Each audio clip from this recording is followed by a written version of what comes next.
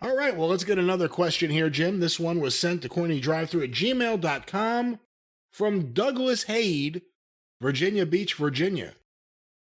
According to The Observer, Shawn Michaels is the day-to-day operator of NXT, not Vince. However, McMahon has final say. I know Jim's passionate anger towards Shawn is justified. Considering Shawn's past, it's remarkable he stepped in for Triple H and not cracked under the pressure as he did in the past. What are Jim's thoughts on the subject, on what Michaels has been able to do, considering what he has had to work with? And despite his personal feelings, Jim's opinion of Shawn Michaels currently. Well, first of all, I'm not going to knock or praise anything he's doing in NXT because we don't know what he's done or tried not to have happen, what was forced on him, what was his own idea. As far as cracking under the pressure, I mean, he's not a goddamn just,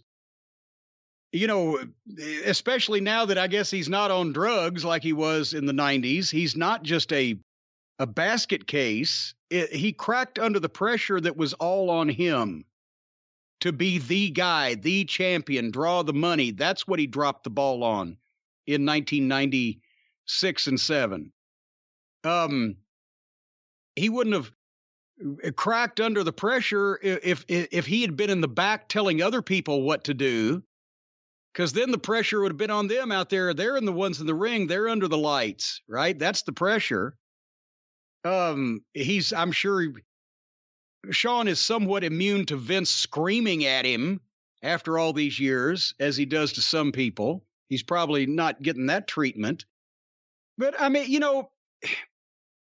here's the thing, though. It's interesting. Shawn's frame of reference of how to get guys over came in the 90s with all the guys, the gimmicks, the gimmick professions, or just the gimmicks. He understands that, and that's what Vince has kind of made NXT into, is the 90s version of the WWF, not the 80s where all the guys came from the territories and it still kind of resembled wrestling, but the 90s when they were just making shit up from scratch, characters, gimmicks, etc. So he's probably being told somewhat of who Vince wants pushed and kind of how he wants them to be portrayed, and he's doing the rest of it based on his frame of reference. Again, it's weird that I'm the guy that everybody that wants to critique me or criticize me, the first thing they say is, well, he's out of touch. He wants to do old-fashioned wrestling. That's the first one, right, from anybody who wants to say something about me. He's stuck in the past and he wants to do old-school wrestling, and that doesn't work anymore. I don't understand when everybody else that is what you see now is people taking off on, as Gomer Pyle used to say, imitating either ECW from the late 90s or the Attitude Era, or some of them want to imitate the fucking modern 2000s trampoline style of indie wrestling. Shawn's down there. That's his area of expertise, doing 90s style WWF, because that's when he was on top and figured in, and he knows what Vince likes. Everybody is doing the shit that they used to do whenever they were popular. My issue is that since I have in one way or another been popular or successful in the 80s, the 90s, and the 2000s, and for that matter, the 2000 teens in one thing or another, training, managing, promoting, booking, announcing, whatever, I don't do shit from one period.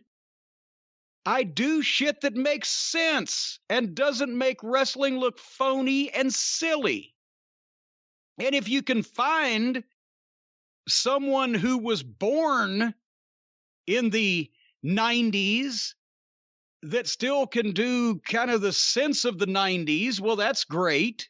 Back 10 years ago, I was saying I want guys that were born in the 80s that can wrestle like they wrestled in the 80s. I don't want old people. I don't want old bullshit. I want shit that makes sense and shit that appeals to people without making the wrestling business look silly. And you found a lot of that some in the 90s, a lot in the 80s, a lot in the 70s, not so much since then.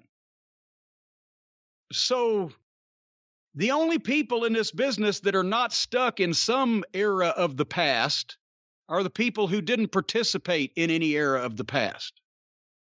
They can't be stuck there because they don't even know how to do it. Does that make any sense?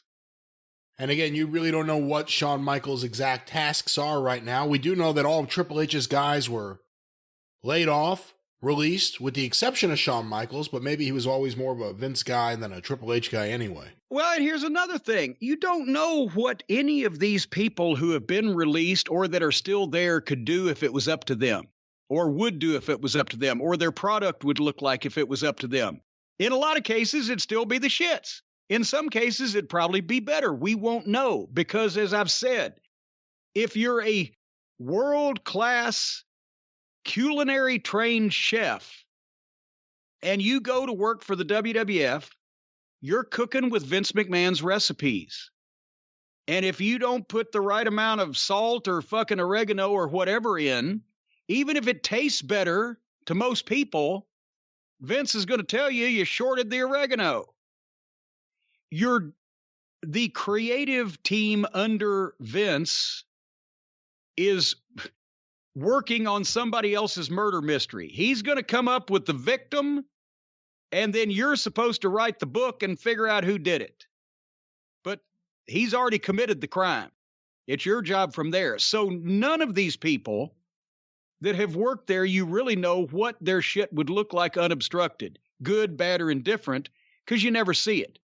So I'm sure there's been many people working in the creative periphery as agents, producers, ex-wrestling people, whatever the case, that if you said, okay, you're the booker, from now on, hire them, fire them, book them, you figure the finishes, whatever, shit would be a lot different than what they're doing for Vince, because they would be allowed to do what they want to do from scratch instead of hearing, okay, here's your parameters, here's who you've got to use, here's how I want them used, and here's the kind of things I want them to say. But you figure it out. Fuck. But you know, Brian, it's always easier when you get the ingredients and you can do what you want. You can build what you want to build. You can make it your own. You can customize it without other people telling you what to do. Yes, that's always a good thing. And of course, if you want to do that with your sofa or with your chair, yes, or other things that are like a sofa or a chair, there's a great place you could do that. There's similar things to sofas and chairs, and you can sit on all of them, folks. And I've got good news for you. The people at Helix have left the bedroom. Actually, they've left it in good shape. It's been cleaned and dusted, and they'll be back shortly. But they have gone into the living room and started making sofas. And now, the new company that Helix has launched, called Allform, is already making the best sofas in the game. And here's the deal, and you know this, Brian. I'll let you illustrate this in just a moment, but you can customize these things. They use premium materials, a fraction of the cost of traditional stores, but you can pick the fabric, spill, stain, and scratch resistant. You can pick the sofa color, the color of the legs, the sofa size, the shape.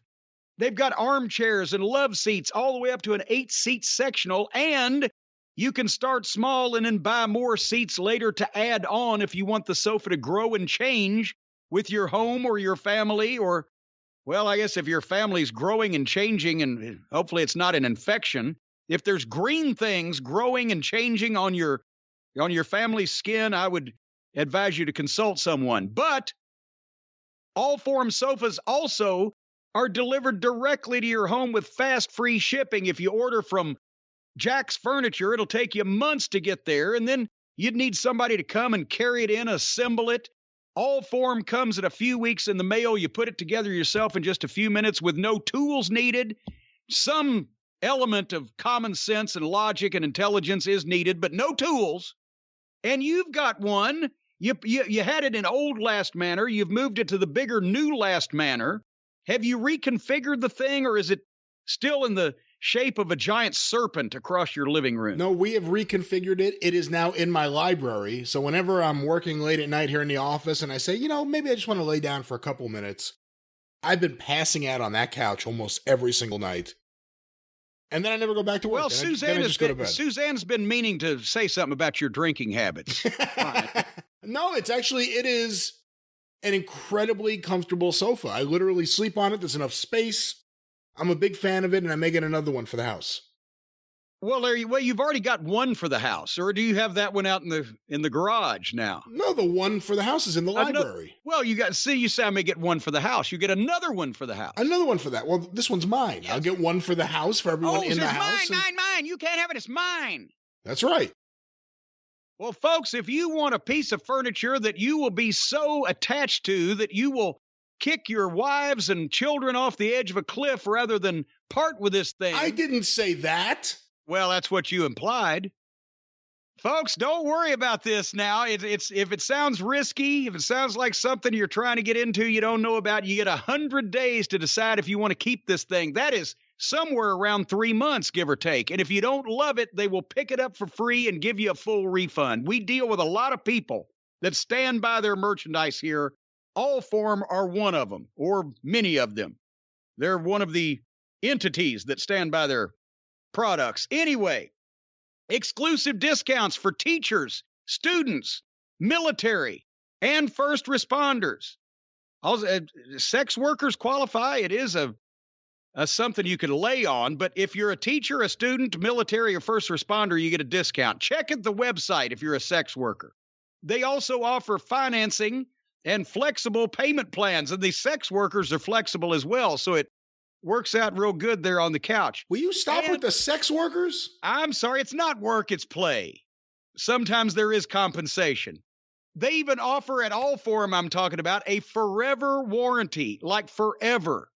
If some way or another you buy one of these things and you will it to your descendants in 300 years, if some asshole sits down with a ray gun or a laser beam gun in his pocket and burns a hole in the couch, it's guaranteed. Go check out Allform. That's forever. ALLFORM.com/JCE, allform.com/JCE. They're offering 20% off all orders for our listeners at allform.com/JCE. Armchairs, love seats, couches, sofas. I'm telling you, if you want to put your ass on it, they got the market covered right here at Allform.